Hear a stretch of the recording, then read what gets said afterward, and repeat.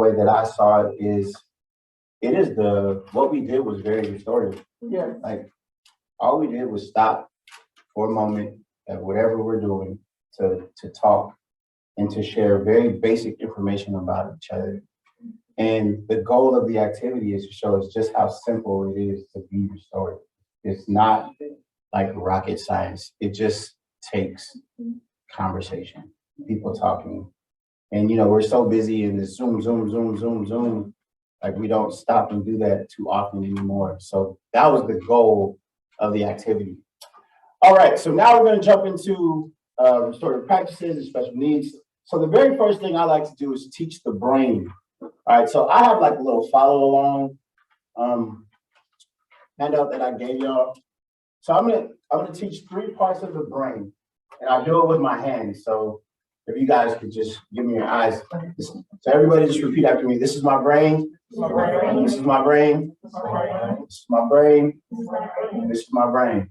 All right, so I'm gonna teach you about your brain, like with just your hand, okay? This is called the prefrontal cortex. Everybody repeat after me. Prefrontal cortex. Prefrontal cortex. One more time. Prefrontal cortex. All right, so here are those 9 functions of the prefrontal cortex. You have like 1 through 9 on your paper.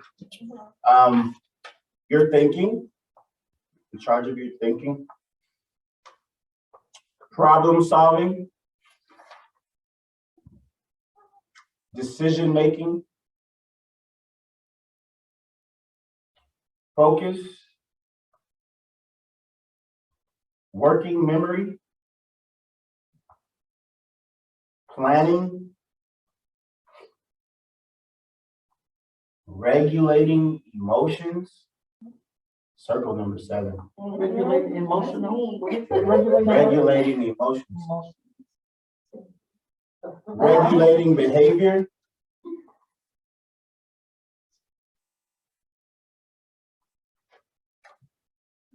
And ability to calm fear. Once again, so I kind of abbreviate that, and I do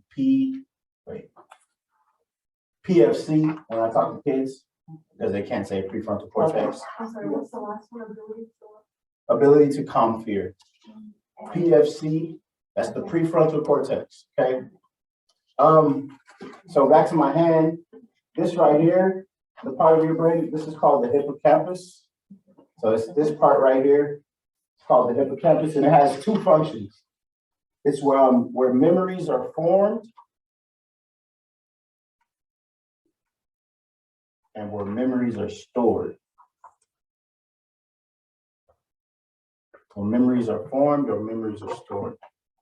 I don't teach too much about the hippocampus because I talk about the prefrontal cortex and our last one, which is the amygdala. The amygdala, and that is right here on your thumb. So this is the amygdala, and I'll put this all together for you guys in a couple minutes. All right, so that has 4 functions. Filters incoming messages. It filters incoming messages. Oh man. Center for strong emotions. Circle number 2. So we should have number 7 from the PFC circle and number 2 from the amygdala circle.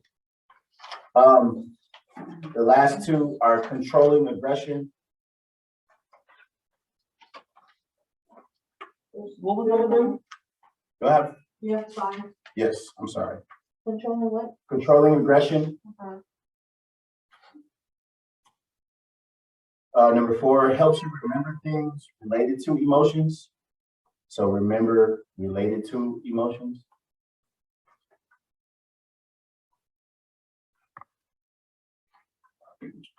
And then for 5, I have fight, flight, and freeze.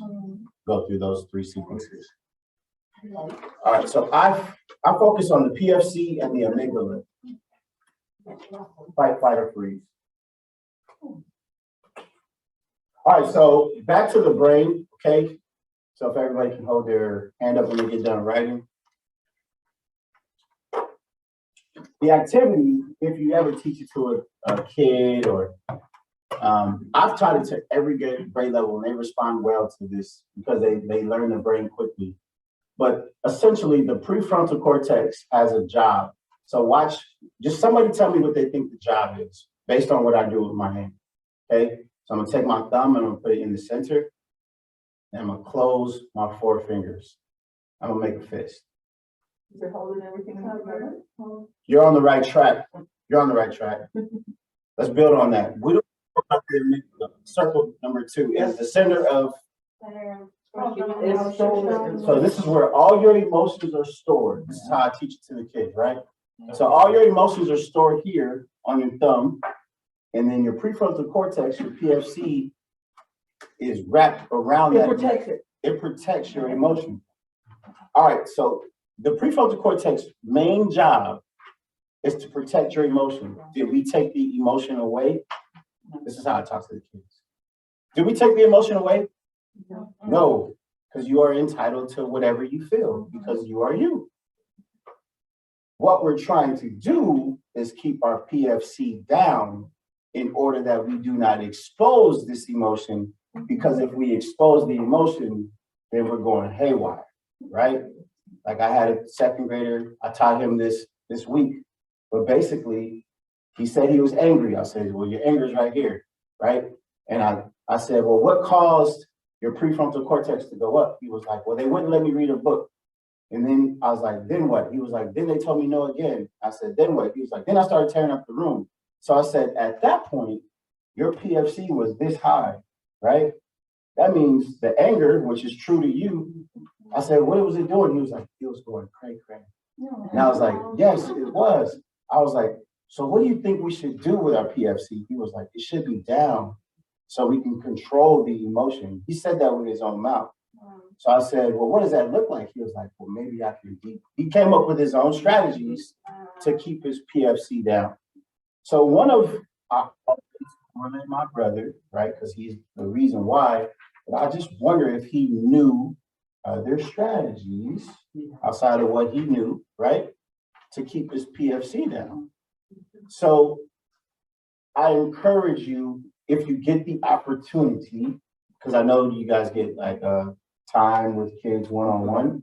Like if somebody who is dealing with a lot of aggressive behavior or something like that, teach them about the brain and teach them little strategies just like that. Like they can do this right on their hand. So once again, it's the prefrontal cortex, the hippocampus, and the amygdala.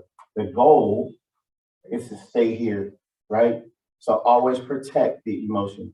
What I love to tell kids at every age is like, we as CFB and wherever we are, we're not trying to take the emotion away from you. We're just trying to give you a plan on how to manage it when it does come to you.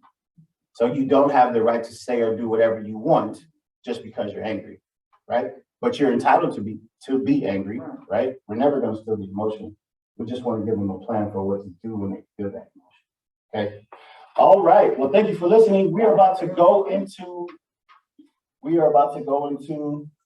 my next. So we can go back to our seats. Thank you so much for your participation.